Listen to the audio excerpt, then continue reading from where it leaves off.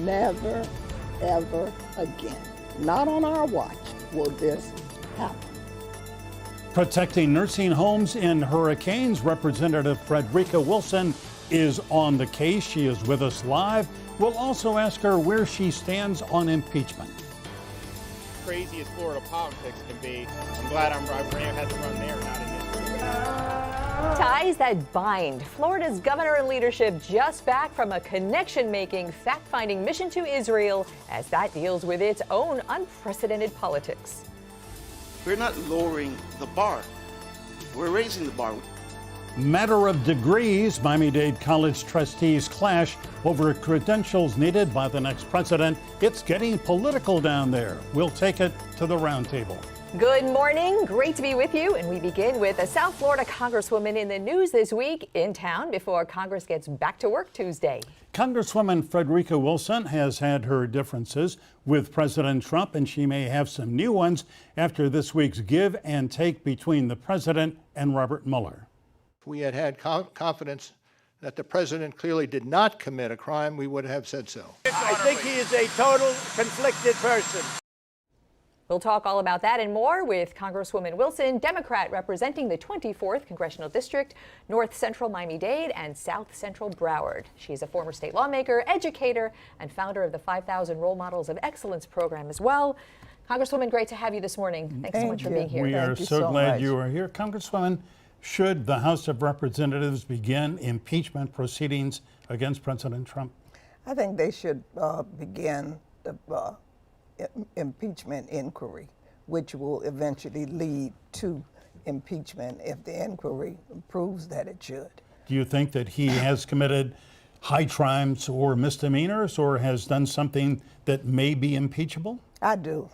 What particular things do you think? I think he has obstructed justice. Well, there are 11 times and 11 reasons where he incidents cited in the Mueller report where he's obstructed justice.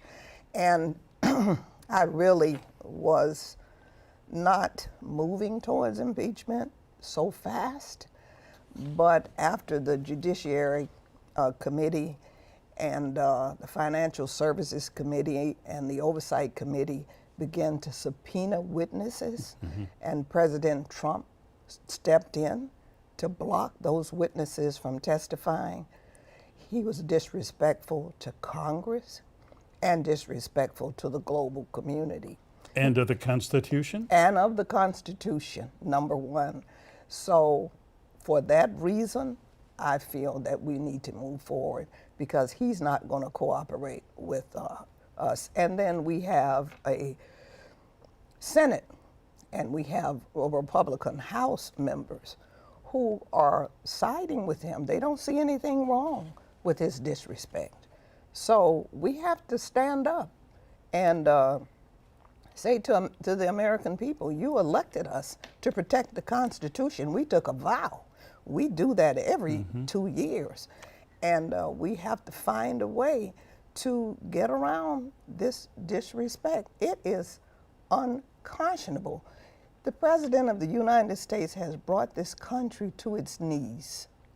Congresswoman, when Special Counsel Robert Mueller went on television this week, having said what we just heard him say in the open to our show, that's when a lot of people who are on the fence about calling for impeachment cross that fence. But really, the Special Counsel didn't say anything that we didn't already know, having seen and reported on the report. So why do you think actually hearing from him was a game changer for so many? There's really nothing new on that account. Well, that was a game changer for so many, but that wasn't a game changer for me.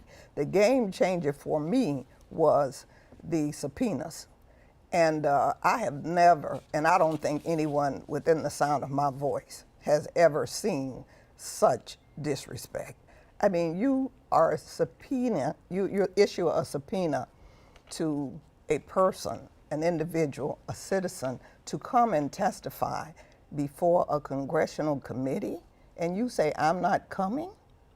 I mean, first of all, you don't even have to issue the subpoena. You just ask them to come, and they're supposed to come. We interview people at congressional committees every single solitary day. But as a tool, you know, the Senate, the impeachment proceedings, by all accounts, will stop in the Senate. It will not be successful. So as a tool, wouldn't an impeachment process that ends with acquittal be a win for the president?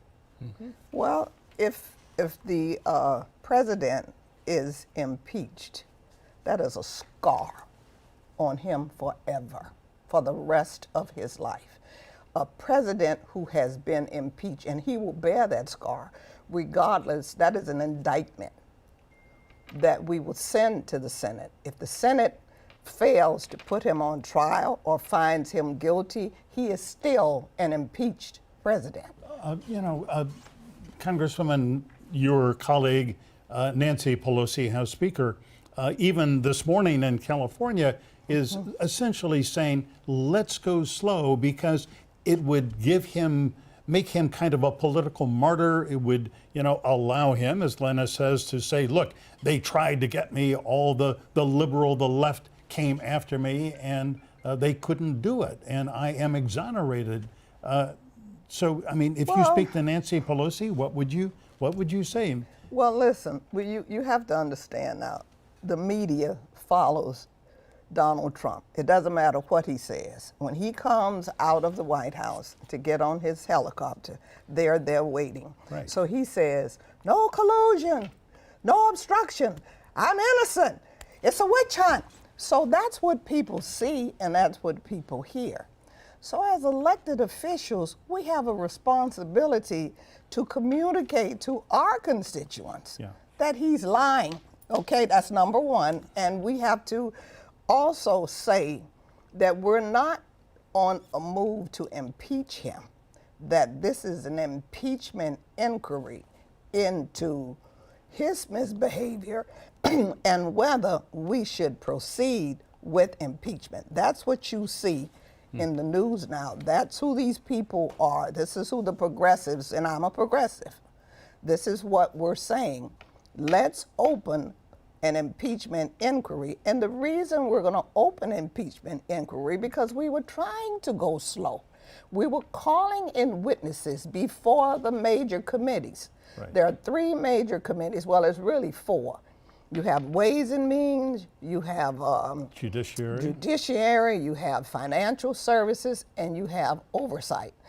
So as these witnesses are called in to speak and testify, they're sending messages that they will come, and then the president says, no, no one is coming. What do you do? Yeah, well, he's exerting executive privilege. Bottom line here is when the president says he was exonerated by the Mueller report, Mr. Mueller, in fact, this week, that was the headline. He said if we had found the evidence that no crime, no obstruction had been committed, we would have said so. We would have said so. And so what is the plain language of what he said? Well, that means it's our responsibility. I have a responsibility to District 24. I am going to do the best I can to explain to them why we need to open an impeachment inquiry. And but there are a lot of your constituents, you told me when you arrived here this morning, a lot of your constituents are saying to you, why isn't he impeached? Why is he still in office? When are we going to get rid of President Trump? You go. So they're not. So there are others who, the polls, people live by polls. I live by personal face-to-face conversations. I'm a woman who's overbearingly in my district. Every time I'm home, I talk to people all the time. And I have teletown hall meetings, which I plan to have. A teletown hall meeting with 10,000 people listening to my voice, explaining to them, and they being able to ask me questions as to what is going on. But trust me, I do not want impeachment to consume my legislative agenda. I have other projects and bills that I'm trying to pass, and we're approaching hurricane season. Right. We're going to And get to we have You know, other you have just set up a perfect way to take a quick break because this is not all that's on our agenda either today. So stay tuned and we'll get to all of that when we come right back.